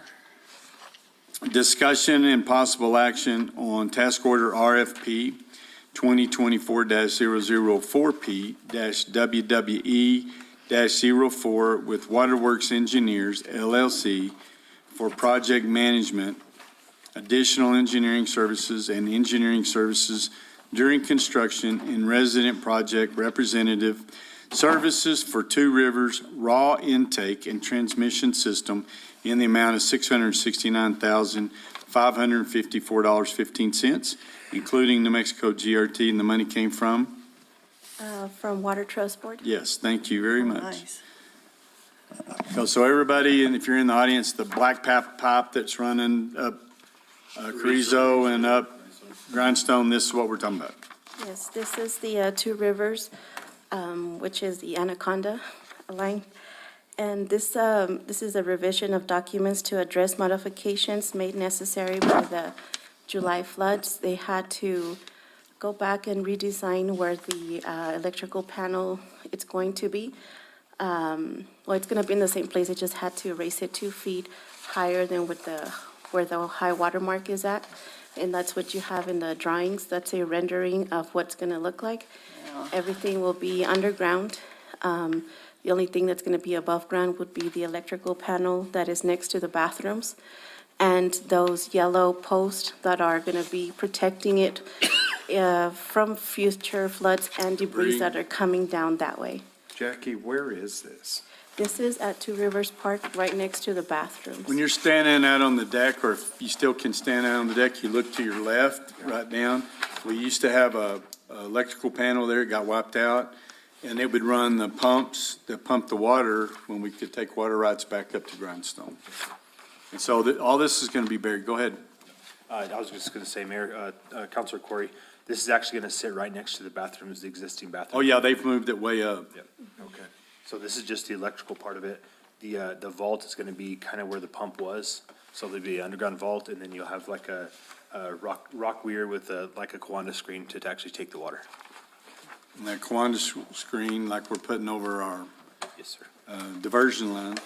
So they're going to be doing hardening with this river rock and everything? Yes, sir, Mayor. They're going to be, it'll be like granite in place boulders, riprap. Are they going to concrete them in, or? There was talk about some granite around the Kiwanis screen part of it itself, but not the edges of the river. No, it's going to be basically flat stone, just kind of locked with themselves. That way sediment can go in there, and it also allows for vegetation to grow so that the roots of the grasses or whatever grows in there can also serve as a holder, so they can hold the rocks in place better. So this won't impact the trail? No, it won't.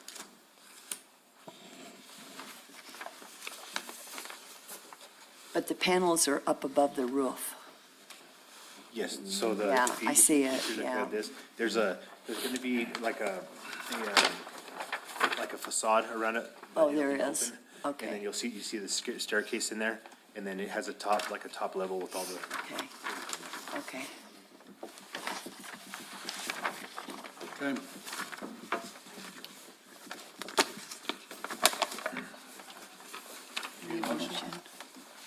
I move that we accept task order RFP number 2024-004PWWE-04 with Waterworks Engineers LLC for project management, additional engineering services, and engineering services during construction, and resident project representative services for Two Rivers raw intake and transmission system in the amount of $669,554.15, including New Mexico GRT. Second.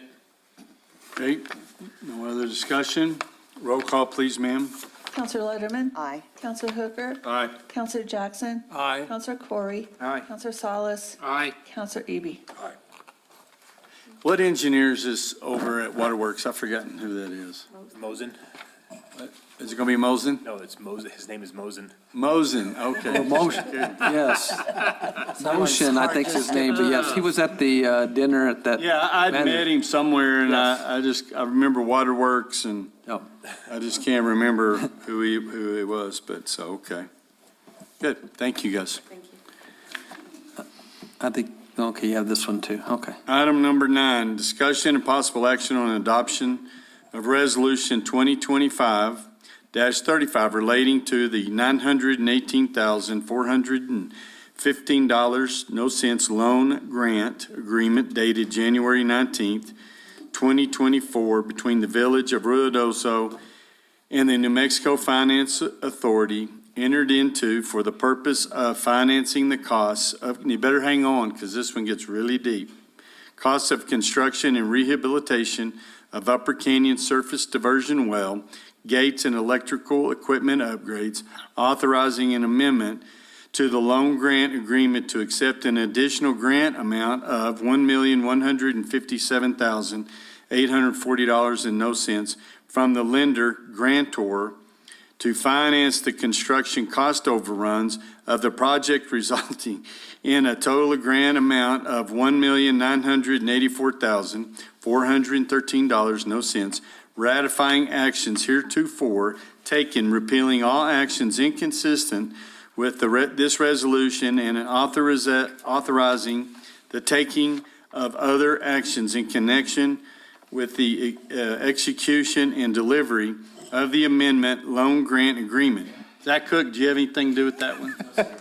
So, there's a bunch of lawyers in the room, so explain it to everybody, because we did this job once. Yes, sir. It got tore up again, so please. Mayor, council, so as you know, we did do this job once due to the floods. It did take it out. This was financed by the Water Trust Board of the New Mexico Finance Authority. Well, Mr. Senna strikes again. Yeah, there you go, good job. And went and asked for more money to actually rehab this after this last flood.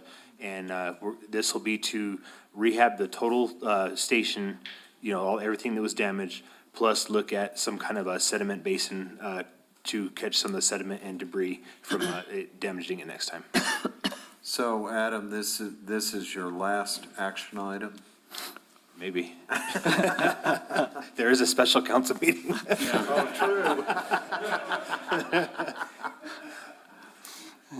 Mayor, I move approval of Resolution 2025-35. Second? Any final discussion? Thank you, Ron. Yes, Really thank good work. Yes, great job.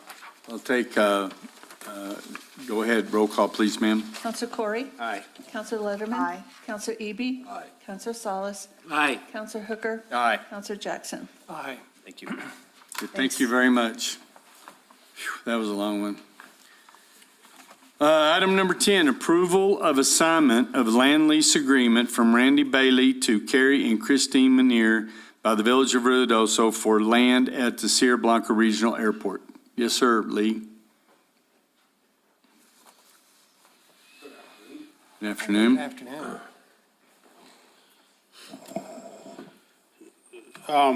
So Christine Manier and Carrie Manier bought this hangar from Randy Bailey, and they're wishing to take over the lease. So the current lease is in its third renewal, which has 3 years left on it. And then the fourth renewal would be another 5 years. So there's 8 years left on this current lease. Okay. Now then, they bought the hangar. Again, we've hired, or we have hired a third party? Not yet. Okay.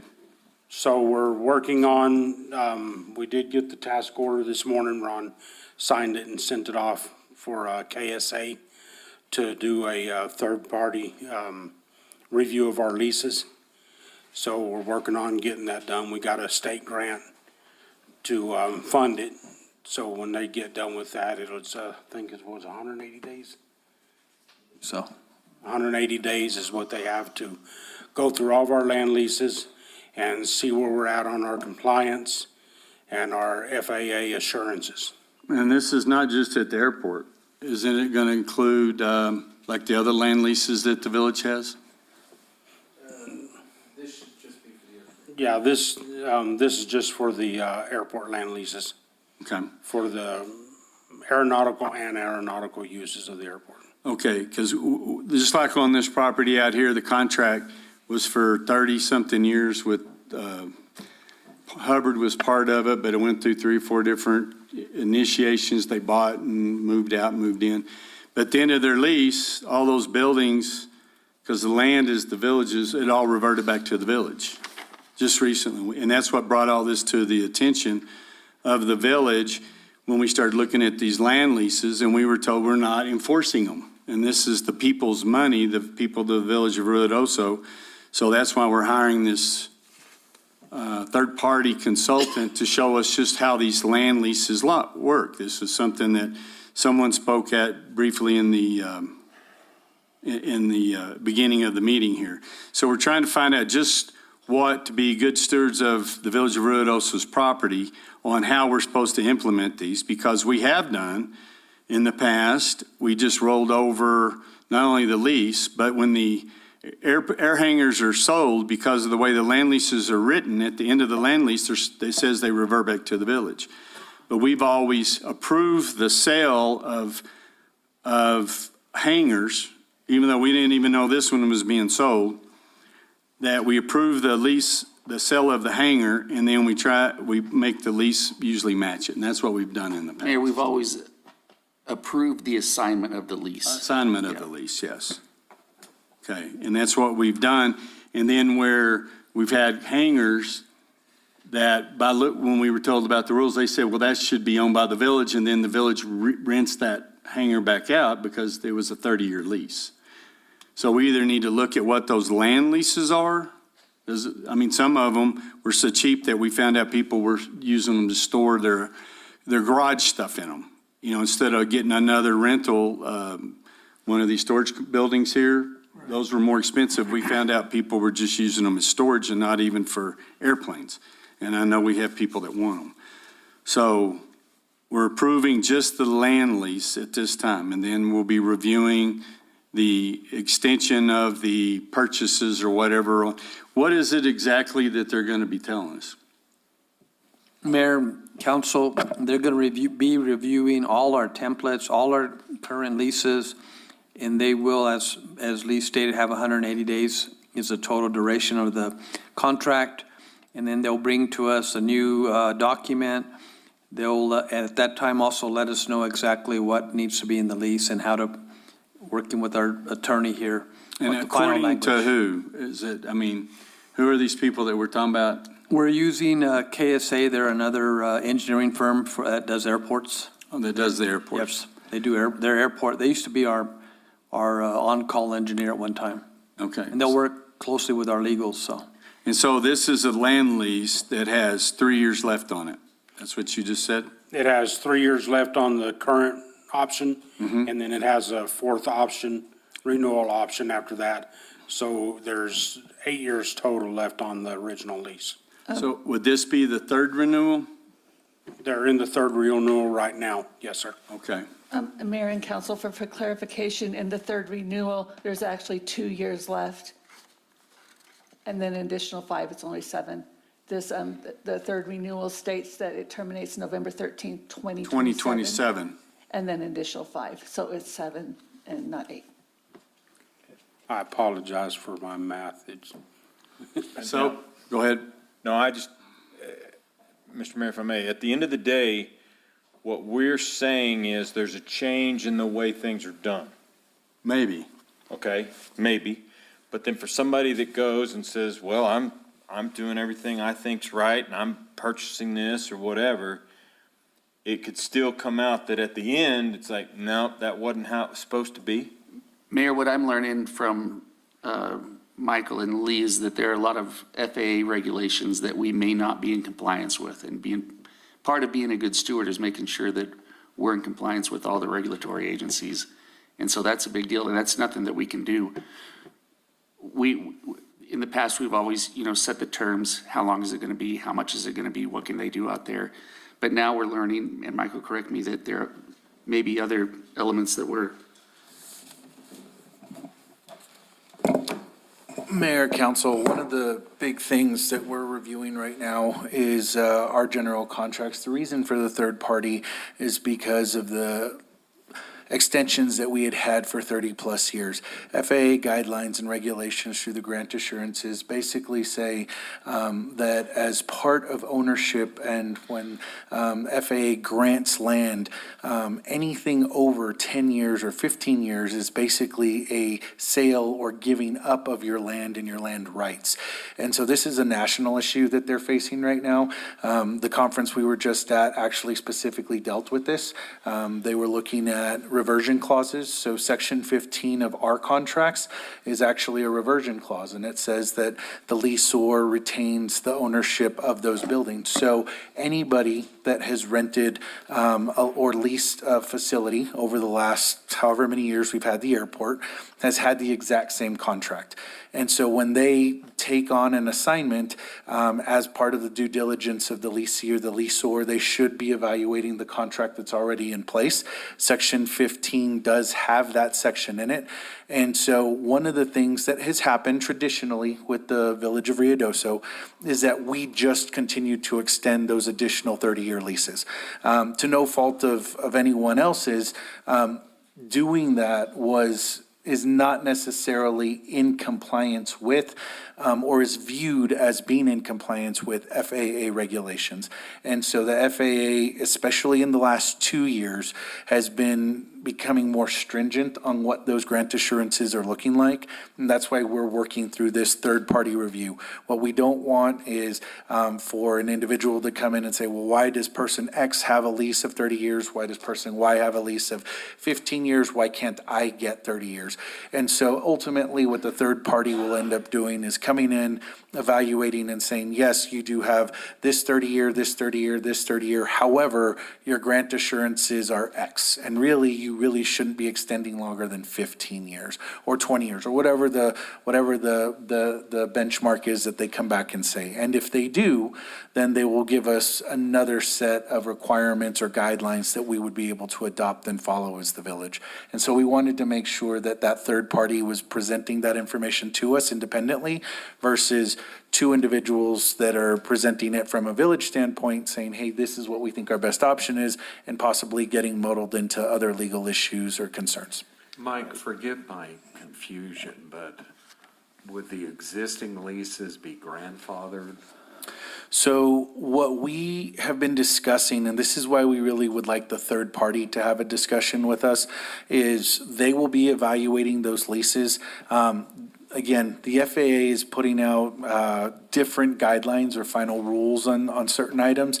The conversation we just had in DC last week was basically it's a takings of the village property to some degree for anything longer than that. So no, I don't think it would be grandfathered in. We would probably be told you may have to reevaluate those leases because they are not in fact in compliance with FAA guidelines. But again, that has not been stated. That has only been the conversations at the high levels that are occurring now. But this particular assignment isn't driving. No. Hiring a consultant, No, this particular is not. Okay. No, sir. Mr. Mayor. Yes, sir. As we continue this, and I don't like sitting there saying, well, it's because so-and-so, Big Brother said we had to do this. But selfishly, on the other side of it is, I would rather have it be that than someone getting to sit here and say that the village is land grabbing and taking things away just because. Yes. Just because we want to. That's not the case in any way, shape, form, or fashion.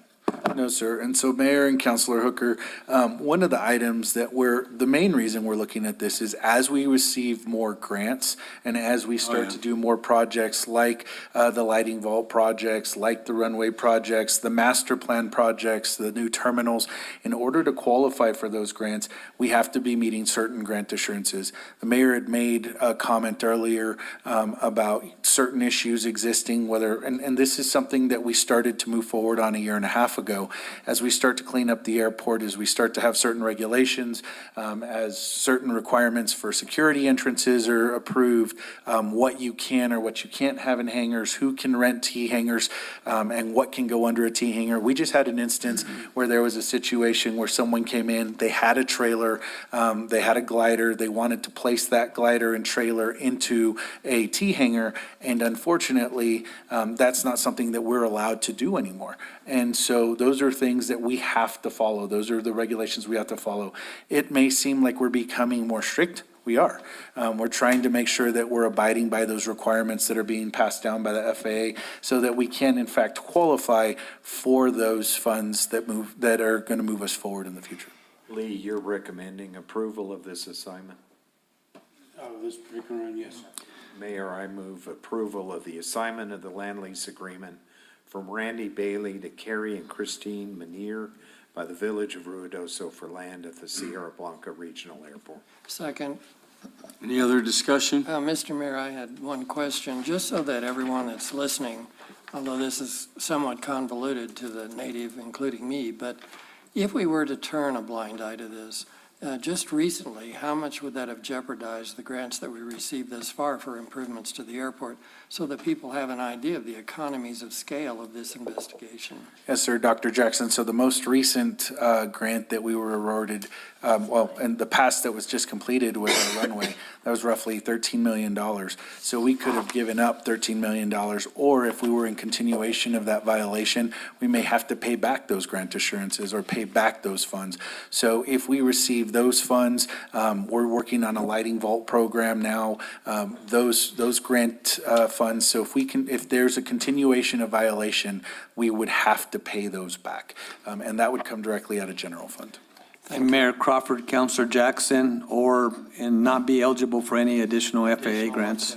And this third-party consultant, they're going to provide written recommendations to bring non-compliant leases into That's the key right there. into alignment with FAA standards.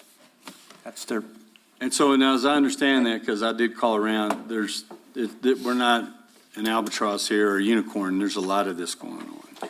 So several of there was over 200 organizations at the conference we were at. Almost everybody raised their hand that had a lease longer than 30 years. And so the FAA basically stood up and said, you can't do that.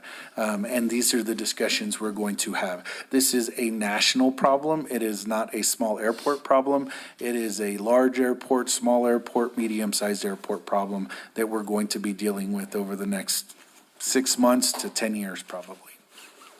Okay, so we had a motion. Do we have a second? Roll call, please, ma'am. Counselor Corey? Aye. Counselor Jackson? Aye. Counselor Hooker? Aye. Counselor Salas? Aye. Counselor Letterman? Aye. Counselor Eby? All right, thank you, folks, everyone. More to come on that. We'll head into closed session, so can I get a motion to move into closed session, please? Mr. Mayor, I move that we move into closed session for discussion of limited personnel matters citing 1015-1H2 NMSA 1978. Further discussion subject to the attorney-client privilege pertaining to threatened or pending litigation in which the Village of Ruidoso is or may become a participant, citing 1015-1H7 NMSA 1978, and further discussion of the purchase, acquisition, and/or disposal of real property and/or water rights by the Village of Ruidoso, citing 1015-1H8 MSA 1978. Any action taken as a result of the closed session will be brought back into open session, and I so move. Second. Roll call, please, ma'am. Counselor Jackson? Aye. Counselor Hooker? Aye. Counselor Corey? Aye. Counselor Salas? Aye. Counselor Letterman? Aye. Counselor Eby? All right, we'll be back.